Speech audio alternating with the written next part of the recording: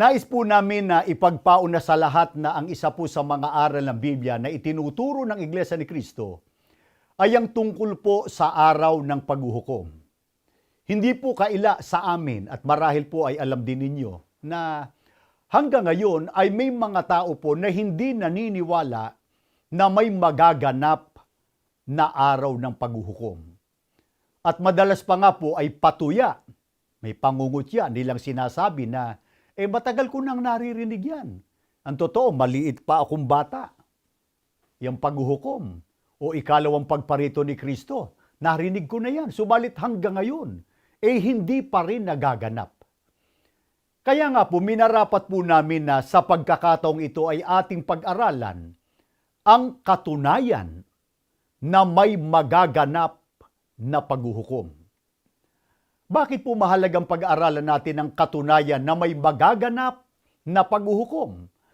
Basahin po natin ang sagot ni Apostol Pedro sa Biblia dito po sa kanyang sulat sa ikalawang Pedro sa 3:3 hanggang sa talatang 4. Una sa lahat, dapat ninyong malamang sa mga huling araw ay lilibakin kayo at pagtatawanan ng mga taong namumuhay ayon sa kanilang mahahalay na pita. Sasabihin nila, si Kristo'y nangakong darating, hindi ba? Nasaan siya ngayon? Inabot na ng kamatayan ng ating mga magulang, ngunit wala pa ring pagbabago, buhat ng lalangin ang mundong ito. Mga kaibigan at mga magulang, hindi po ba't ganito rin ang sinasabing may panlilibak, panunuya ng iba na hindi naniniwala sa ikalawang pagparito ng ating Panginoong Kristo? Kaya kahit pa ulit-ulit po nilang marinig ang babala tungkol sa pagbabalik ni Kristo, ipinagkikibit lang nila ito ng kanilang balikat at ipinagwawalang bahala. Anong uring mga tao ang gayon ayon po sa mga apostol? Ayon po sa talata ng Biblia, sila ang mga taong namumuhay ng ayon sa kanilang masamang pita. Ano po ang karaniwan nilang sinasabi? Matagal na ro po nilang narinig ang ipinangakong pagparito o pagdating ng ating Panginoong Kristo. Kaya anong kanilang katanungan? Ayon po sa talata ng Biblia, nasaan siya ngayon? Inabot na ng kamatayan ng ating mga magulang, ngunit wala pa ring pagbabago, buhat ng lalangin ang mundong ito. Alin po kaya ang ipinangako ng Panginoong Kristo na pagparito niya na tinutuya ng mga ayaw ditong maniwala? Pakinggan ninyo dito po sa Mateo 24:3. Ganito ang ating mababasa. At samantalang siya'y nakaupo sa bundok ng mga olibo, ay nagsilapit sa kanya ng bukod ang mga alagad na nagsisipagsabi, sabihin mo sa amin, kailan mangyayari ang mga bagay na ito? At ano ang magiging tanda ng iyong pagparito at ng katapusan ng sanglibutan? Ang tinutukoy po na pagparito ng ating Panginoong Kristo ay siya ring katapusan o wakas ng sanglibutan. Sino po ba ang nangako ng ikalawang pagparito ng ating Panginoong Kristo? Siya mismo, na ito'y itinuro at sinampalatayanan po ng kanyang mga apostol at ng mga unang tapat na Kristiyano. Kaya hindi po isang bagong aral ang ikalawang pagparito ng ating Panginoong Hesukristo. Ang totoo, mga kaibigan, sa panahon pa po ng mga patriarka o ng mga magulang, sinampalatayanan na po nila ito. Alin itong ikalawang pagparito ng ating Panginoong Kristo na siya ring katapusan ng sanlibutan at ano po ang mangyayari sa araw na iyon? Ito po ang araw ng paghuhukom at ang mangyayari sa araw na iyon ay itinuro ni Apostol Pedro dito pa rin. Sa ikalawang Pedro, kanina po ang unang talatang binasa natin na ikalawang Pedro 3:3 hanggang 4, ngayon naman po ay 7 at 10. Ngunit ang sangkalangitan ngayon at ang lupa, sa pamamagitan ng gayunding salita ay iningatan talaga sa apoy, na itinataan sa araw ng paghuhukom at ng paglipol sa mga taong masama. Datapwat, darating ang araw ng Panginoon na gaya ng magnanakaw, na ang sangkalangitan sa araw na iyan ay mapaparam, nakasabay ng malaking ugong, at ang mga bagay sa langit ay mapupugnaw sa matinding init, at ang lupa at ang mga gawang nasa lupa ay pawang masusunog. Tiniyak po ng mga apostol na sa araw ng paghuhukom, ang langit at ang lahat ng mga bagay na nangasa langit ay mapupugnaw sa matinding init. Ang lupa at ang lahat ng mga bagay dito sa lupa ay pawang masusunog. Ito po ang pinakamalaking kapahamakan. Hindi po ito katulad lang ng kapahamakang naganap noon sa una at ikalawang digmaang pambuong daigdig at maging sa pandemya ngayon ng COVID-19. Bakit po namin ito nasabi sa inyo? Sapagkat ayon po sa talata ng Biblia, sa araw ng paghuhukom, ang buong sanglibutan, ang buong daigdig na ito, ay masusunog sa pamamagitan ng apoy. Kaya, walang ligtas na dako na maaaring takasan ng lahat ng tao. Kahit po pagsamasamahin pa ang lahat ng kapahamakang naganap sa daigdig, hindi po makahihigit dito. Baka po may mga nag-aalinlangan pa rin sa inyo, mga kaibigan at mga magulang. Ano po ang garantiya kung bakit tiyak na magaganap ang paghuhukom? Basahin po natin dito naman po sa mga talatang 5 hanggang 7. Sapagkat sadyang nililimot nila na mayroong sangkalangitan mula ng unang panahon at isang lupang inanyuan sa tubig at sa gitna ng tubig sa pamamagitan ng salita ng Diyos, na sa pamamagitan din nito ang sanglibutan noon na inapawan ng tubig ay napahamak. Ngunit ang sangkalangitan ngayon at ang lupa sa pamamagitan ng gayon ding salita ay iningatan talaga sa apoy na itinataan sa araw ng paghuhukom at ng paglipol sa mga taong masama. Mga magulang at mga kaibigan, ayon po sa Biblia, merong sangkalangitan at lupang inanyuan sa pamamagitan po ng salita, sa pamamagitan po ng salita ng Panginoon Diyos. Huwag po nating kalilimutan na inapawan ng tubig ang unang sanglibutan sa panahon ni Noe sa pamamagitan din po ng salita ng Panginoon Diyos. Ano po ang ipinagpaon at ibinabala na mangyayari sa sangkalangitan ngayon at sa buong sanglibutan? Sa pamamagitan din ng salita ng Panginoon Diyos. Binasa po natin sa Biblia, pawang masusunog sa araw po ng paghuhukom. Nais lamang po naming sabihin ito sa mga kinauukulan at huwag naman pong magdaramdam ang iba na tatamaan itong ipapahayag po namin. Bakit pagka po babala mula sa gobyerno na naririnig natin sa radyo at napapanood sa telebisyon, lalo pag may kalamidad, ay pinaniniwalaan ng mga tao?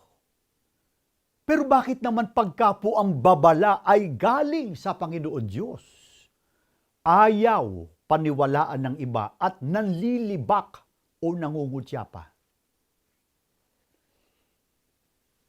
Bakit po kami naninindigan na napakalapit na ng ikalawang pagparito ng ating Panginoon Jesucristo na sa ring araw ng paghukom? Ito po ang sagot. Dahil po natupad na ang lahat ng palatandaang ibinabala ng ating Panginoon Jesucristo bago dumating ang araw ng paghuhukom. Sinabi na muna noon pa ang mga mangyayari sa mundo bago ang araw ng paghuhukom. Pakinggan nyo, dito po sa Mateo sa 24:33, 6 hanggang 8. Gayon din naman kayo, pagka nangakita ninyo ang lahat ng mga bagay na ito ay talasasin ninyo, na siya'y malapit na, nasa mga pintuan nga, at mga kakarinig kayo ng mga digmaan, at mga alingaw-ngaw ng mga digmaan.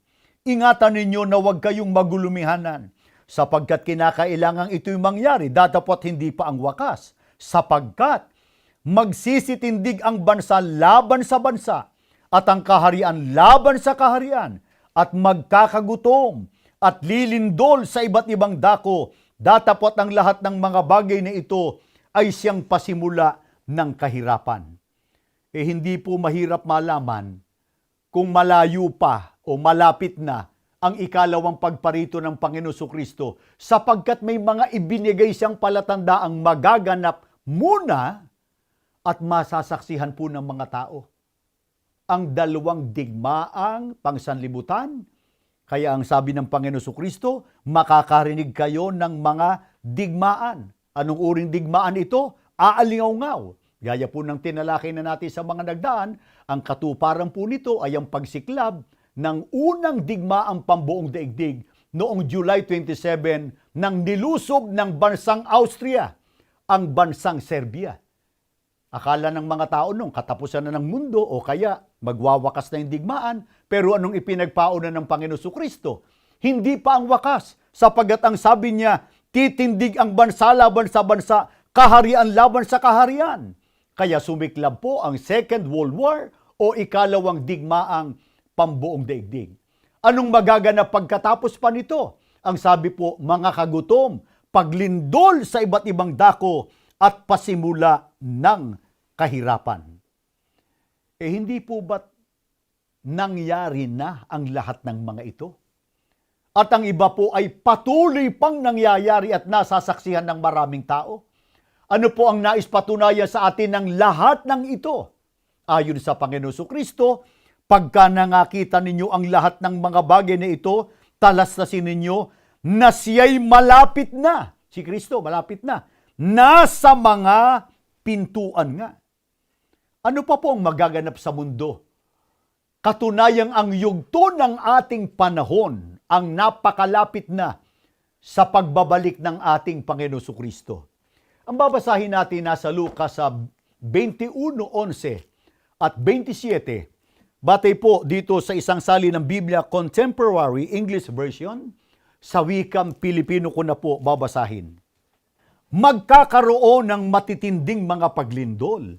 At sa maraming mga dako, ang mga tao ay mamamatay sa gutom at makakaranas ng nakasisindak na mga sakit. Lahat ng uri ng nakatatakot na mga bagay ay makikita sa himpapawid. Sa gayon, ang anak ng tao ay makikita na dumarating na nasa isang alapaap na may dakilang kapangyarihan at kalwalhatian. Mga magulang at mga kaibigan, hindi po ba't nakasisindak na sakit o karamdaman itong virus na kumalat ngayon sa buong daigdig? Ito isipin po ninyo, gaano na po karaming tao sa buong mundo ang nawalan ng kabuhayan, maging ng kanilang buhay, dahil po sa pandemyang ito na COVID-19. Anong susunod na pangyayari kapag naganap na po ang matitinding paglindol at nakasisindak na mga sakit? Ayon po sa ating Panginoon Jesucristo, sa gayon, ang anak ng tao, ang Panginoon Jesucristo ang tinutukoy, ay makikita na dumarating na nasa isang alapaap. Kaya ano po ang lalo nagpapatunay na talagang may magaganap na paghuhukom? Basahin na po natin ang patotoo ni Apostol Pablo sa Hebreo sa 9:27. At kung paanong itinakda sa mga tao ang mamatay na minsan, at pagkatapos nito ay ang paghuhukom. Sino po ang nagtakda ng kamatayan sa ating lahat, mga kaibigan? Walang tututol sa inyo. Hindi po ba't ang Panginoon Diyos na siya ring nagtakda ng paghuhukom? Meron po bang kakayahan ng sino mang tao sa mundong ito na pigilin ang pagdating ng kanyang kamatayan? Wala po. Sapagkat itinakda ito ng Panginoon Diyos.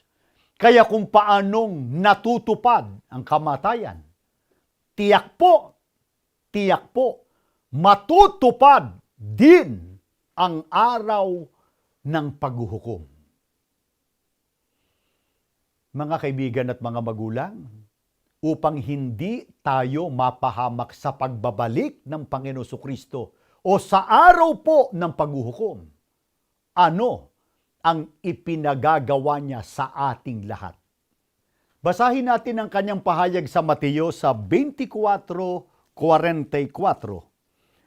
Kaya nga kayo'y magsihanda naman, sapagkat paririto ang anak ng tao sa oras na hindi ninyo iniisip. Yamang tiyak na tiyak po ang pagbabalik ng ating Panginoon Jesucristo na siyang araw ng paghukom. Ano po ang kanyang ipinagagawa sa atin para tayo hindi mapahamak? Ang sabi niya, kayo'y magsihanda naman. Mga magulang at mga kaibigan, tinatanong po namin kayo, nakahanda na po ba kayo? Nakagayak na po ba kayo at ang inyong buong sangbahayan sa pagbabalik ng ating Panginoong Hesukristo? Ano po ang dahilan at dapat nating sundin ang paghahanda? Sapagkat ayon din po sa ating Panginoong Hesukristo, paririto siya, si Kristo, sa oras na hindi natin iniisip. Bakit ang sabi paririto ang ating Panginoong Hesukristo sa oras na hindi natin iniisip? Sa anong kalagayan po ba daratna ng Panginoong Hesukristo ang mga tao sa sanglibutang ito? Basahin natin dito po sa Lucas sa 17:26 hanggang 30 pa.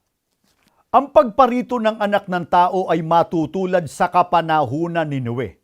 Noon, ang mga tao'y nagsisikain at nagsisiinom, nag-aasawa, hanggang sa araw na sumakay si Noe sa daong. Dumating ang baha at namatay silang lahat. Gayon din noong panahon ni Lot, ang mga tao'y nagsisikain at nagsisiinom, namimili at nagbibili, nagtatanim at nagtatayo ng bahay. Ngunit, nang araw na umalis si Lot sa Sodoma, umulan ng apoy at asupre at natupok silang lahat, gayon din sa pagdating ng anak ng tao. Sana po ay napansin ninyo kung nasa anong kalagayan ang mga tao sa panahon ni Noe nang dumating ang baha at ang mga tao sa panahon po ni Lot nang umulan ng apoy at asupre. Nasa anong kalagayan po sila noon? Abala po sila sa mga bagay na panlupa lamang.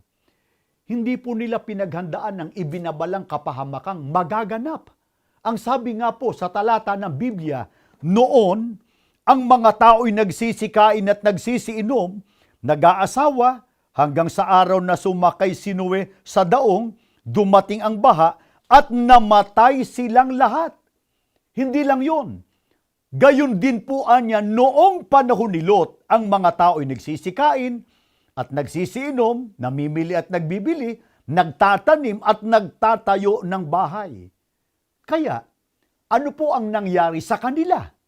Silang lahat po ay napahamak.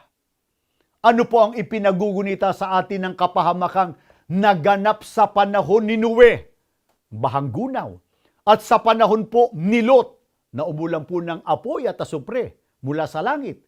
Ayon po sa talata ng Biblia, gayon din ang mangyayari sa pagbabalik ng ating Panginoong Hesukristo. Bakit naman po may mga tao sa panahon ni Lot na may pagkakataon na sana na maligtas, ngunit napahamak pa, sapagkat inisip nila, batay po sa talata, at inari nilang biro ang ibinabala sa kanila. Pakinggan ninyo ang katunayan. Genesis 19:12 hanggang 14, sinabi ng dalawang panauhin kay Lot, madali ka, isama mong lahat ang iyong mga anak at kamag-anak. Umalis na kayo, sapagkat gugunawin namin ang lungsod na ito.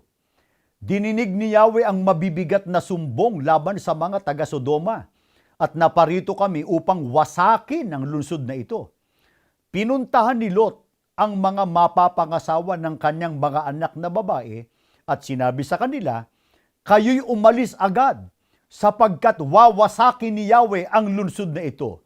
Ngunit, inisip nilang nagbibiro lamang si Lot. Mga kaibigan at mga magulang, masama rin po na ipagwalang bahala o kaya ariing biro ang ibinababala at ipinaaalala sa atin tungkol sa ikalawang pagparito ng ating Panginoon Kristo. Kaya kung napansin po ninyo, ang palatuntunan pong ito ay nakatuon ngayon sa pagtalakay, sa ating paghahanda, sa nalalapit na ikalawang pagparito ng ating Panginoon Kristo. Kaya maghanda tayo. Baka sabihin po ng iba sa inyo, nakahanda na po kami. Anumang araw o oras, biglang dumating ang ating Panginoon Kristo, handa na po kami para tumanggap ng kanyang pangako. Ngunit ang tanong ay ito, ayon po sa Biblia, sino ang tunay na nakahanda na sa araw ng paghuhukom? Saan sila dapat masumpungan ayon po sa mga apostol? Ang babasahin natin nakasulat po sa 2 Pedro sa 3:13 hanggang 14. Ngunit ayon sa kanyang pangako, ay naghihintay tayo ng bagong langit at ng bagong lupa na tinatahanan ng katwiran. Kaya nga, mga minamahal, yamang kayo'y nagsisipaghintay ng mga bagay na ito, ay pagsikapan ninyong masumpungan kayo sa kapayapaan na walang dungis at walang kapintasan sa paningin niya. Dalawang bagay po ang ikakikilala sa mga taong naghahanda sa araw ng paghuhukom para magtamo ng mga pangako. Ayon po sa Biblia, una, masumpungan sila sa kapayapaan. Ano po yung ikalawa? Yan, nakikita nyo. Walang dungis at walang kapintasan. Kaya alamin po natin mula sa Biblia, ano po bang kahulugan na dapat tayong datnan o masumpungan sa kapayapaan? Alin po ba ang kinaroroonan ng kapayapaan ayon kay Apostol Pablo? Ganito ang kanyang sagot sa atin sa Colosas 3:15. At maghari sa inyong puso ang kapayapaan ni Kristo, na diya'y tinawag din naman kayo sa isang katawan. Mga magulang at mga kaibigan, gaya po ng ating tinalakay na sa mga nagdaan, batay po sa Colosas 1:21, dahil sa nagawang kasalanan ng tao, ay itinuring ng Panginoon Diyos ang lahat na maging mga kaaway niya. Kaya nawalan tayo ng kapayapaan. Pero sino po ang ibinigay ng Panginoon Diyos para ang mga tao ay maging kasundo ng Panginoon Diyos at magkaroon ng kapayapaan sa Kanya? Ang ating Panginoong Hesukristo. Pero saan po matatagpuan ang mga nagtamo ng kapayapaan sa Panginoon Diyos sa pamamagitan ng ating Panginoong Hesukristo? Ayon po sa binasa nating talata ng Biblia, diya'y tinawag din naman kayo sa isang katawan. Ano po ang isang katawan? Sagot, ito po ang iglesia, gaya na nakasulat sa Colosas sa 1:24. Ngayon nagagalak ako sa aking mga hirap dahil sa inyo, at aking pinupunan sa akin ang kakulangan ng mga hirap ni Kristo sa aking laman, dahil sa kanyang katawan na siyang iglesia. Ang katawan po na tinutukoy, isa lang yon, ang iglesia. Ano po ang pangalan ng iglesia na katawan ng ating Panginoon Kristo? Madalas po naming binabasa ang talatang ito, pero alang-alang doon sa mga marahil ngayon lang po nakasubaybay, pakinggan nyo sa Gawa 20:28, isang salin po ng Biblia na tinatawag na Holy Bible from the Ancient Eastern Text by Dr. George M. Lamsas Translation, Acts 20:28, sa wikang Pilipino na po. Ingatan ninyo kung gayon ang inyong sarili at ang buong kawan. Narito'y hinirang kayo ng Espiritu Santo ng mga katiwala upang pakanin ang iglesia ni Kristo na binili niya o tinubos niya ng kanyang dugo. Ayon po sa Biblia, ang pangalan ng iglesia na katawan ni Kristo at tinubos niya ng kanyang dugo ay ang iglesia ni Kristo. Kaya, ang kahulugan na dapat tayong datnan o masumpungan sa kapayapaan, dapat tayong datnan ng Panginoon Kristo sa araw ng paghuhukom na kaanib sa tunay na iglesia, Iglesia ni Cristo. Kaya sino po ang tunay na naghahanda sa pagbabalik ng ating Panginoong Kristo? Ang mga tao po nakaanib sa tunay na Iglesia ni Cristo. Sapagkat hindi na po sila kaaway, kundi sila po ay kasundo na ng ating Panginoon Diyos. Meron na po silang kapayapaan sa Panginoon Diyos sa pamamagitan ng ating Panginoong Kristo. Ngunit sapat na po bang kaanib lang sa Iglesia ni Cristo? Hindi po. Ayon sa talatang binasa natin kanina, ang dapat po walang dungis at walang kapintasan. Kaya dito po sa loob ng Iglesia ni Cristo ay patuloy po na tinuturuan ng mga kaanib sa Iglesia ni Cristo sa pangunguna ng aming tagapamahalang pangkalahatan na tinuturuan ng mga kaanib manindigan sa isang matuwid at malinis na paraan po ng pamumuhay bilang paghahanda sa nalalapit na araw ng paghuhukom. Bakit po namin ito ibinabahagi sa inyo, mga kaibigan? Sapagkat mahal po namin kayo. Opo, mahal po namin kayo. Ayaw po namin na kayo mapahamak katulad ng mga nangyari sa mga tao sa panahon ni Noe, mga nalunod at namatay sa mahanggunaw. At sa panahon po ni Lot, na mga natupok ng umulan ng apoy at asupre mula sa langit. Ang paghahangad po namin na kayo ay makasama sa kaligtasan. Yan po ang pinakahahangad din ng Panginoon Diyos. Pag binasa natin sa unang Timoteo 2:3-4, na ang ibig po ng Panginoon Diyos, ang tao, ang lahat, ay maligtas at makaalam ng katotohanan. Ang katotohanan ito, ginagamit ng Panginoon Diyos ang palatuntunan ito para makarating sa inyo at tayo po makarating na magkakasama, hindi lang sa wastong paglilingkod, kundi higit sa lahat, makarating tayong sama-sama sa kaligtasan pagdating po ng araw ng paghuhukom.